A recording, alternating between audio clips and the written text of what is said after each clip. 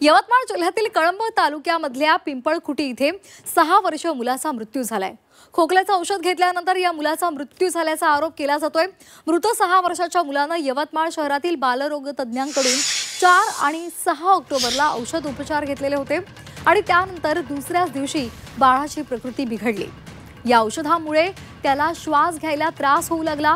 पालकांनी त्याला त्या बालरोग तज्ञाकडे पुन्हा नेलं आणि त्यांनी बाळाला शासकीय रुग्णालयात रेफर केलं। मात्र मुलाचा मृत्यू झाल्यामुळे शवचिकित्सा केली। त्यानंतर एफडीएनं संबंधित रुग्णालयामधील मेडिकलमधून काही औषधांचे नमुने घेऊन प्रयोगशाळेत पाठवलेले आहेत। मध्य प्रदेशमध्ये कफ सिरप घेतल्यामुळे बालकांचा मृत्यू झाल्यानंतर आता यवतमाळमध्ये सुद्धा पुन्हा असाच प्रकार घडलेला आहे आणि त्यामुळे आता आरोग्य यंत्रणा सतर्क झाली आहे।